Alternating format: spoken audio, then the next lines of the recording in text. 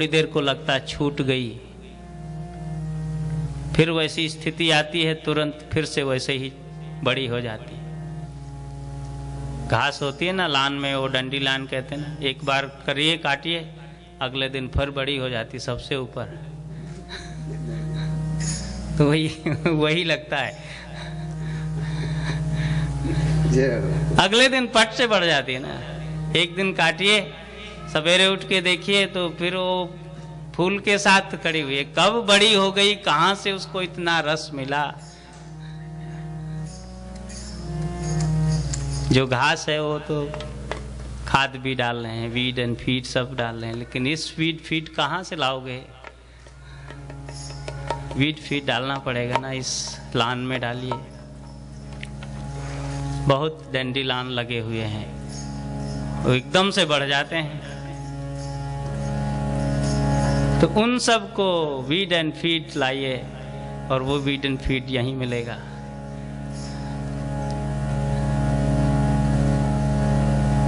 व्रजीन हंत्यलं विश्वमंगलम, क्योंकि आपके जो पग हैं ना वो विश्व मंगल करने वाले हैं, विश्व को कल्याण करने वाले हैं, विश्व को गति देने वाले हैं। चरण की बात कर रहे थे, थोड़ा बात कर लेते हैं। हाथ क्यों नहीं मांगते हैं, चरण मांगते हैं।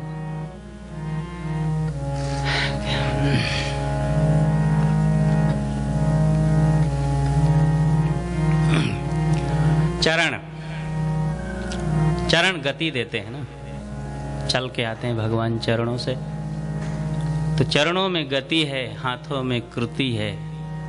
कृति माने आर्ट। तो हमको तो गति चाहिए, कैसे बढ़ना है, भक्ति के पथ पे कैसे चलना है, कैसे उसका राही बनना है, इसलिए चरण चाहिए। चरई वही ती, हाथों से चलेंगे क्या? हाथ से तो नहीं चलते। जो चरता है, जो चलता है, वही चरण है।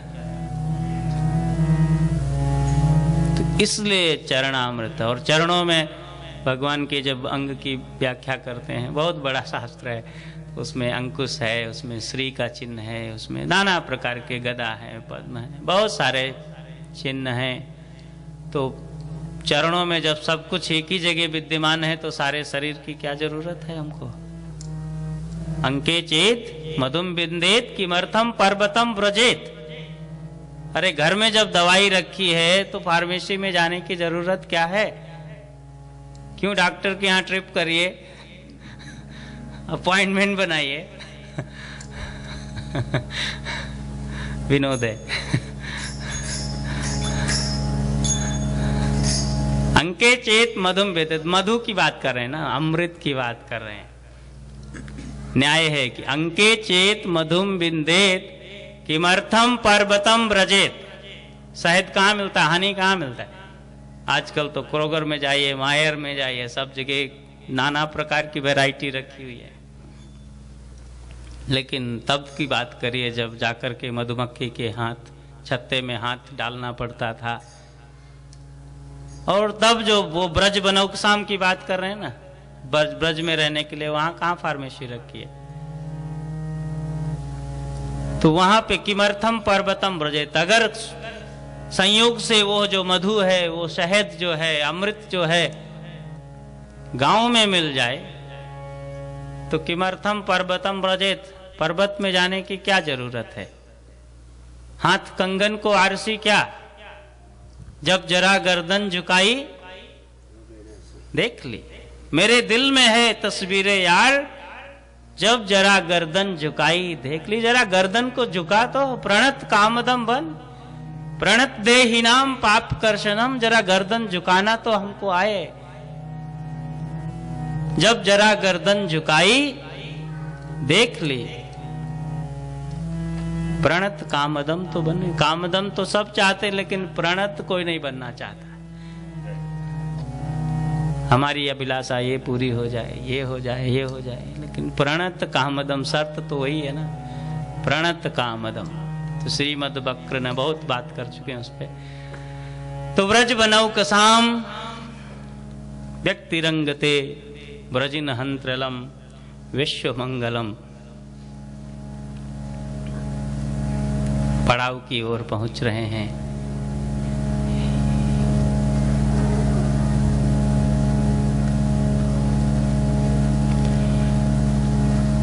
गोपियों ने कहा कि हे भगवान, अपने चरणों की जो रज है, अपने चरण जो हैं वो हमको दे दो, क्योंकि उसी से सब विपत्तियां, सब हमारे कष्ट दूर हो जाएंगे। यत्ते सुजात चरणाम्बु रुहं स्तनेषु सुजात चरणाम्बु भीता शनैः प्रियदधीमहि कर्कशेषु भीता शनैः प्रियदधीमहि कर्कशेषु तेनाटवीमटसि तद्व्यथतेन किंसित् तेनाटवीमटसि व्यथतेन किंचित् कूर्पादिभिर्भ्रमति धीर्भवदायुषां नः कूर्पादिभिर्भ्रमति धीर भवदायुषां नः। तुमको हमारी उम्र लग जाए। प्रेमी तो यही कहता है, तुम्हें और क्या दूं, दो आंसू बहा दिया तेरे चरणों में। आंसू बह गए तो अंदर के जो पाप हैं, जो वासनाएं हैं, धुल जाती हैं। इसलिए कभी अगर भगवान की याद करते करते, भजन करते करते आंख में दो आंसू आ जाएं, तो चिंता नहीं करना, समझना कि अभी ठीक राह मिल रही है, ईश्वर हमारे ऊपर कृपा कर रहा है, हम ठीक रास्ते पे जा रहे हैं। क्योंकि ये आंसू बड़े निष्ठुर हैं। पत्नी के लिए रो पड़ते हैं, घर चला गया तो रो पड़ते हैं, जरा सी विपत्ति आई तो रो पड़ते हैं। कई का तो स्वभाव होता है कि वो बात बात में रो पड़ते, बिना मतलब के, कुछ कारण नहीं है, किंतु वो आंसू ऐसा आ रहे। बात करेंगे कुछ संसार की बात ही होगी, अभी दूसरी बात हो तो रोते रोते बात करेंगे, जैसे बहुत बड़ी विपत्ति आ गई। इससे बड़ी विपत्ति क्या कि हम भगवान के लिए कभी रोए। कहा हनुमंत विपत्ति प्रभु सोई, कहा हनुमंत विपत्ति प्रभु सोई, जब तब सुमिरन भजन न होई, जब तब सुमिरन भजन न होई। कहा हनुमंत विपत्ति प्रभु सोई, कहा हनुमंत विपत्ति प्रभु सोई, जब तब सुमिरन भजन न होई, जब तब सुमिरन भजन न होई। तो हमारे हनुमान जी तो कहते हैं कि हे भगवान, विपत्ति तो तभी आती है जब हम आपको भूल जाएं, हमारे ध्यान दूसरी जगह लग जाएं, हमारा मन आप में नहीं लगे, तो समझना कि सबसे बड़ी विपत्ति हमारे ऊपर आ गई। क्योंकि इस जीवन का ध्येय तो यही है, जीवन का लक्ष्य यही है कि एक झलक ही मिल जाए, एक